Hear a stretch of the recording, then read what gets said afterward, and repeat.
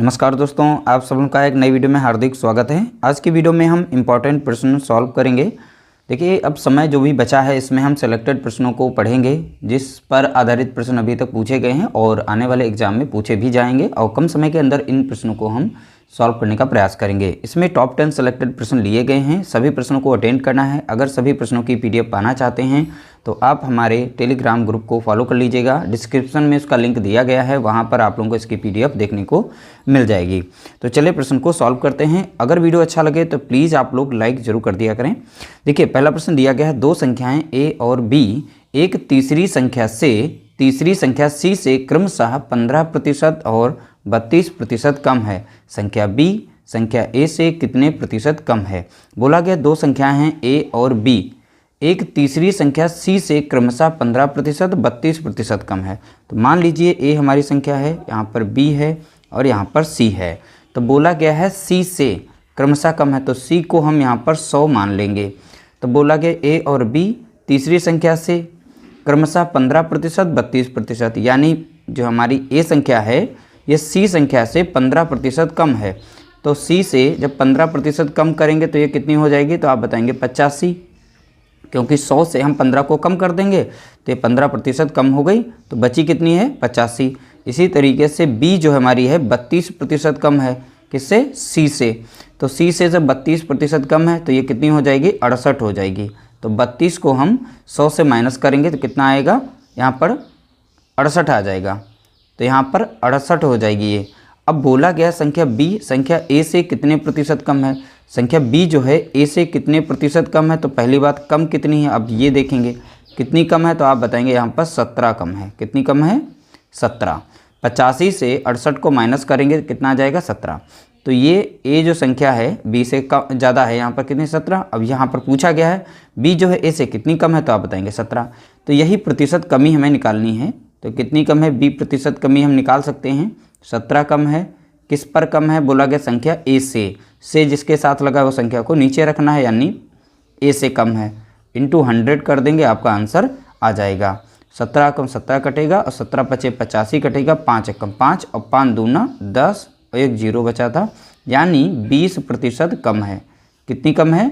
तो आप बताएंगे 20%। ऑप्शन B हमारा यहाँ पर करेक्ट आंसर हो जाएगा। अगला प्रश्न लिया गया, 36 किलो बारूद में 27 किलो नमक, 5.4 किलो चारकोल और सल्फर की कुछ मात्रा उपस्थित है। सल्फर का प्रतिशत ज्ञात कीजिए। देखिए, टोटल बारूद यहाँ पर जो बनाई जा रही है उसमें मिश्रण जो दिया गया है, पहली बात यहाँ पर 36 kg जो है यहाँ पर कुल बारूद है। इसमें इस बारूद में मिश्रण किया गया कि 27 किलो नमक, कितना है? 27 kg यहाँ पर नमक मिलाया गया है। ठीक है, ये क्या है? नमक है। और 5.4 kg यहाँ पर चारकोल है। कितना है इसमें? 5.4 kg चारकोल मिलाया गया है। ठीक है, तो क्या है ये? चारकोल। और कुछ मात्रा सल्फ़र की है। तो सल्फ़र की हमें मात्रा नहीं पता है, तो ये जो मात्राएं दो दी गई इनको आपस में जोड़ लेते हैं। तो दशमलव लगा के 0 बढ़ा लेंगे तो यहाँ पर 4 बचेगा और 7 5 12 के 2, इधर आएगा कितना? 32.4 kg यहाँ पर दो चीज़ों का मिश्रण मिला है, नमक और चारकोल का। और रेस्ट जो बचा हुआ है और सल्फ़र की कुछ मात्रा है। टोटल यहाँ पर कितना था? यहाँ पर 36 था। अगर 36 से हम 32.4 को माइनस करते हैं, ठीक है, तो इसमें से हमें यहाँ पर देखने को मिल जाएगा कितना? 3.6 मिलेगा। तो 36 से हम 32.4 को माइनस करेंगे तो 3.6 kg मिलेगा। तो ये है हमारी सल्फ़र बची हुई जो आ गई। तो टोटल से हमने नमक और चारकोल का मिश्रण जो यहाँ पे था इसको जोड़ करके टोटल से घटा दिया, जो बचा हुआ पोर्शन आया है ये क्या है? तो आप बताएंगे सल्फ़र है। ठीक है, और सल्फ़र का प्रतिशत पूछा गया, सल्फ़र का प्रतिशत बताइए। तो यहाँ पर सल्फ़र का प्रतिशत हम निकाल सकते हैं। तो कितनी है सल्फ़र? बताएंगे 3.6 kg। और टोटल यहाँ पर बारूद का यहाँ पर किलो में कितना वजन था? तो आप बताएंगे 36 kg। प्रतिशत निकालना है, 100 लगाएंगे, दशमलव हटाएंगे तो एक 0 बढ़ाएंगे, 36 से कम 36 कटेगा, 36 से कम 36 और एक 0 था यहाँ पर, 0 से 0 कटेगा, बचा कितना यहाँ पर? 10 बचा। तो सल्फ़र की मात्रा कितनी है? तो आप बताएंगे 10% है। ऑप्शन B हमारा यहाँ पर करेक्ट आंसर दिया गया है। अगला प्रश्न लिया गया, 1 किलो मिश्र धातु में तांबे की गुणवत्ता क्या है? तो देखिए, तांबे की गुणवत्ता यहाँ पर पूछी गई है। 1 किलो मिश्र धातु में तांबे की गुणवत्ता क्या है? यदि मिश्र धातु में 32% तांबा है, 40% जस्ता है और शेष निकल है। तो यहाँ पर देखिए शेष निकल है, उससे हमें भी नहीं पता करना कुछ भी, जस्ता से कोई भी मतलब नहीं, लेकिन यहाँ केवल पूछा गया तांबे की गुणवत्ता, यानी तांबे का यहाँ पर मान पूछा गया है। तो पहली बात यहाँ 1 kg यानी 1 किलोग्राम में ग्राम कितने होते हैं? तो आप बताएंगे 1000 ग्राम होते हैं। ठीक है, 1 किलो मिश्र धातु है ना, किलो में है, हमने इसे ग्राम में कन्वर्ट कर लिया और ग्राम में ही आंसर दिया गया है। 32% तांबा, और यहाँ पे तांबे की गुणवत्ता पूछी गई है, तो तांबे का प्रतिशत कितना है? 32%। तो 1000 ग्राम का हम 32% निकाल लेंगे, तो 32 बटा कितना लिख सकते हैं? 100 लिख सकते हैं। ठीक है, इसी का हमें 1000 का 32% निकालना है, और क्योंकि तांबे का ही मान पूछा गया था, 2 जीरो से 2 जीरो काट देंगे, 32 और 10 का गुणा करेंगे, कितना मिल जाएगा? 320 ग्राम मिल जाएगा। ये प्रश्न पूछा गया है, तो ध्यान रखिए बहुत ही सिंपल सा ये प्रश्न पूछा गया था। तो इस तरीके से हमारा राइट आंसर बनेगा ऑप्शन डी, करेक्ट आंसर होगा 320 ग्राम। अगला प्रश्न लिया गया, एक मिश्र धातु में 42% चांदी है। तो मिश्र धातु है, उसमें चांदी का प्रतिशत कितना है? 42%। यदि मिश्र धातु में 147 ग्राम चांदी है, देखिए प्रतिशत में यहाँ बता रखी है 42% चांदी है, अब मिश्र धातु में ग्राम में भी बता रखा है कितना? 147 ग्राम चांदी है। तो मिश्र धातु में अन्य तत्वों की मात्रा कितनी होगी? मान लीजिए मिश्र धातु हमारा वो 100% का था, ठीक है, उसमें से बोला गया है 42% चांदी है, अन्य धातु कितनी बची है? तो 100 से 42 को माइनस करेंगे तो 58% आएंगे। ये अन्य तत्व हैं जिनका हमें मान निकालना है। ठीक है, यही इसमें पूछा गया, अन्य तत्वों की मात्रा कितनी है, तो ग्राम में बताएंगे। तो यहाँ पर बोला गया 42%, तो 42% का मान दे रखा है कितना? तो आप बताएंगे 147 ग्राम दे रखा है, क्योंकि प्रतिशत में यहाँ पर 42% है और ग्राम में 147 ग्राम चांदी है। ठीक है, तो 1% का मान हम यहाँ से निकाल सकते हैं, यानी 147 बटा कितना हो जाएगा? 42 हो जाएगा। इसी तरीके अन्य तत्वों का प्रतिशत कितना है? 58, हम डायरेक्ट यहाँ से निकाल लेंगे, तो 58% का मान कितना निकल आएगा? 147 बटा कितना हो जाएगा? 42, और गुणे में कितना हो जाएगा? 58 हो जाएगा। अब 7 से संख्या कटेगी, 7 से काटेंगे, 7 छंग 42 होता है, 7 दूनी 14 और 7 एकम 7, और यहाँ पर 3 दूना 6 होता है और 3 सत्ते 21 कटेगा, और 2 से काट देंगे, 2 कम 2 कट जाएगा, 2 दूनी 4 और 2 नाम 18। इन दोनों का गुणा करेंगे, 7 9 63 के 3 हो जाएगा, बचेगा 6, 7 दूनी 14, 14 और 6 कितना हो जाएगा? यहाँ पर 20 हो जाएगा, 203 ग्राम। तो चांदी का यहाँ पर अन्य तत्वों की मात्रा कितनी है? 203 ग्राम। ऑप्शन हमारा यहाँ पर सी राइट आंसर हो जाएगा, करेक्ट आंसर ऑप्शन सी होगा। अगला प्रश्न लिया गया, सोमनाथ की वार्षिक आय यहाँ पर दी गई है, अब देख लेते हैं कितनी है। तो यहाँ 24 लाख रुपए है। सोमनाथ की वार्षिक आय यानी पूरे वर्ष की आय कितनी है? इनकम कितनी? 24 लाख रुपए है। वह हर महीने अपने वाहन के लिए 40,000 रुपये EMI भुगतान करता है, यानी उसने एक वाहन खरीदा है, 40,000 रुपये की EMI हर महीने वो भरता है। उसकी मासिक आय का कितना प्रतिशत EMI पर खर्च किया जाता है? तो मासिक आय का हमें बताना है कितना प्रतिशत वो EMI पर खर्च करता है। पहली बात आप समझिएगा, टोटल इनकम उसकी दी गई है कितनी? 24 लाख रुपए। कितने हैं? 24 लाख रुपए पूरे वर्ष की उसकी आय दी गई है, और हर महीने में EMI उसकी कितनी होती है? हर महीने की EMI, ठीक है, तो EMI कितनी है? तो आप बताएंगे 40,000 रुपये की है हर महीने की। अब मान लीजिए, अब यहाँ पर 1 महीने की है, यहाँ पर अब 12 महीने की कितनी हो जाएगी? ठीक है, 1 महीने की कितनी है? 40,000, तो 12 महीने की कितनी? तो 40,000 को हम गुणा कर देंगे 12 से, तो 12 महीने की टोटल हमारी वो निकल आएगी EMI हमें कितनी भुगतान करनी पड़ेगी। तो यहाँ 12 चौक कितना हो जाता है? तो आप बताएंगे यहाँ पर 48 हो जाएगा, ठीक है, और यहाँ पर 4 जीरो हम लगा देंगे। तो इस तरीके से कितना मिल जाएगा? 4,80,000 रुपये ये टोटल EMI पे उसने चुकाए। अब यहाँ पर पूछा गया EMI का प्रतिशत पूछा गया था, प्रतिशत हम EMI का निकाल सकते हैं। तो EMI हमारी कितनी है? यहाँ पर 48, यहाँ 48 हो गया और 4 जीरो लगा देंगे, जो भी यहाँ पे नंबर हमारा आया हुआ है। टोटल इनकम हमारी कितनी थी? यहाँ पर 24 लाख थी, तो 24 लाख को यहाँ पर हम लिख लेंगे 5 जीरो के साथ में इस तरीके से, ठीक है। नहीं लिख लिया, प्रतिशत निकालना था तो 100 से हम यहाँ पर गुणा कर देंगे। 4 जीरो ऊपर मिल रहे हैं तो 4 जीरो यहाँ से और 4 जीरो यहाँ से काट देंगे, इस तरीके से 4 जीरो कट गए, ठीक है। 1 जीरो यहाँ से काटेंगे और 1 बचा था यहाँ पर काट देंगे। 24 से कम 24 कटेगा, 24 दूना होता है 48, 10 यहाँ बचा, 2 यहाँ पर, 10 दूना कितना हो गया, तो आप बताएंगे 20%। तो अपनी इनकम का वो 20% हर महीने EMI पर वो खर्च करता है। कितना? 20% EMI पर खर्च कर रहा है। तो इस तरीके से हमने निकाल लिया, ऑप्शन हमारा पहला करेक्ट आंसर होगा। अगला प्रश्न लिया गया, जब किसी संख्या में 47 सही 1/2% की वृद्धि होती है तो परिणाम 590 होता है, संख्या ज्ञात कीजिए। सिंपल तरीके से इसे सॉल्व करेंगे। जो भी यहाँ पर वृद्धि हो रही है इसे लिखेंगे, जैसे 47 सही 1/2%, तो इसको ऐसे भी लिख सकते हैं, जब 2 से गुणा करेंगे और 1 जोड़ेंगे तो यहाँ पर 94, एक कितना हो जाएगा 95, तो 95 बटा कितना हो जाएगा यहाँ पर 2। अब प्रतिशत साइन लगा है। अब देखिए इसे समझाने के लिए हम हर स्टेप लिख रहे हैं, ठीक है, वरना ये तो 2 लाइन का आंसर है। अब प्रतिशत साइन हटेगा तो 100 नीचे आ जाएगा। अब लिख सकते हैं इसे 95 बटा कितना 200 लिख सकते हैं। 100 नीचे आ जाएगा, 100 ये गुणे में फिर इसके साथ हो जाएगा, 100 दूना कितना होता है 200, इसीलिए मैंने किया।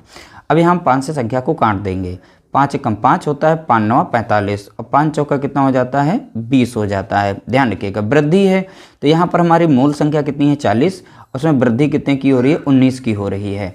तो देखिए यहाँ पर हमारा डाटा बनेगा, ये हमारी मूल संख्या बनेगी और वृद्धि के साथ में जो डाटा हमारा आएगा 40 में 19 को जोड़ेंगे कितना हो जाएगा 59 हो जाएगा, ठीक है। इस तरीके से डाटा ये बन जाएगा। ये हमारी मूल संख्या है वास्तविक, इसमें वृद्धि के बाद यहाँ पर ये डाटा बना। अब बोला है तो परिणामी यानी वृद्धि के बाद संख्या 590 हो जाती है, तो यहाँ पर ये संख्या परिणामी कितनी हो जाती है 590 हो जाती है। आप सोचिए यहाँ पर 59 से ये 590 कैसे बना, ये 10 गुना रहा होगा, ठीक है। जब 10 से इसमें गुणा किया गया तो ये 590 बन गई। इसी तरीके से हमारी मूल संख्या हमसे पूछी है तो यह भी 10 गुना होगी। जब 10 से यहाँ पर गुणा करेंगे तो हमें मूल संख्या कितनी मिल जाएगी 400 मिल जाएगी। तो इसलिए हमारा राइट आंसर हो जाएगा ऑप्शन हमारा डी करेक्ट आंसर होगा। तो संख्या ज्ञात कीजिए। देखिए ये बहुत ही सिंपल सा शॉर्ट ट्रिक का मेथड था और सिंपल तरीके से समझ लीजिएगा। एक बार समझ लेंगे उसके बाद आप इसे बहुत ही आसानी से सॉल्व कर पाएंगे। अगला प्रश्न लिया गया, पूछा गया संख्या 5650 में 15% की वृद्धि करने पर यह बढ़कर हो जाएगी। तो कितनी बढ़कर हो जाएगी हमें बताना है। पहली बात देखिए 2 तरीके से करना है। पहली बात 15% से, इसे 2 तरीके से सॉल्व कर सकते हैं, तो हम 2 तरीके से भी सॉल्व कर सकते हैं। अब कैसे, एक तो है डायरेक्ट आप 115 बटा यहाँ पे 100 लिख करें, यानी इसी का 115% का मान निकाल लीजिए, डायरेक्ट आ जाएगा। ऐसे निकालने में संख्या हमारी काफ़ी बड़ी हो सकती हैं, सॉल्व करने में दिक्कत होगी, तो इसीलिए हम कहेंगे यहाँ पर सीधा आप इसी संख्या का 15% यहाँ पर निकालिए इस तरीके से और बाद में इसमें जोड़ दीजिए, आपका आंसर आ जाएगा। तो 15% यानी 15 बटा कितना लिख सकते हैं 100 हम लिख सकते हैं। 1 जीरो से 1 जीरो काट देंगे। अब इनका हम गुणा कर लेते हैं, ठीक है। 15 पचे होता है 75 के, 5 बचेगा कितना यहाँ पर 7, 15 छक्का 90 और 7 कितना 97। अब बचेगा कितना हमारा 9 बचेगा, ठीक है। 15 पचे 75, अब 75 में 9 जोड़ेंगे तो कितना बनेगा हमारा 84 आएगा और नीचे बटे में कितना था यहाँ पर 10। देखिए इस तरीके से करना बहुत ही आसान रहेगा और ये प्रश्न पूछा जा चुका है। आप इसी तरीके से सॉल्व करेंगे, बहुत ही जल्दी ये सॉल्व होगा। अब देखिए दशमलव लगाना, 1 जीरो है नीचे, 1 से डिवाइड करेंगे तो यहाँ पर 1 के बाद लगेगा कितना आ जाएगा 847.5 बनेगा। अब इसे आप जोड़ेंगे, ठीक है। जोड़ने के लिए यहाँ पे दशमलव नहीं है तो आप दशमलव यहाँ पे लगा करके बढ़ा सकते हैं। अब डायरेक्ट इसको अब यहाँ पर जोड़ेंगे। अब जोड़ना कैसे है, कुछ लोग कहेंगे हमें जोड़ना नहीं आता, तो हम इसलिए बता देते हैं सारे स्टेप लिख के, बाकी आप इसे अब यहाँ पे दशमलव नहीं, आप ऐसे लगा सकते हैं दशमलव को, ठीक है। 7.5 यहाँ पे था, अब बाकी यहाँ पर कितना था 8 और 4। अब इसे जोड़ेंगे, सीधा आंसर आपको मिल जाएगा, ठीक है। दशमलव रहेगा, 7 रहेगा, 5 4 9 रहेगा, यहाँ पे 14 के 4 रहेगा, इधर आ जाएगा 6।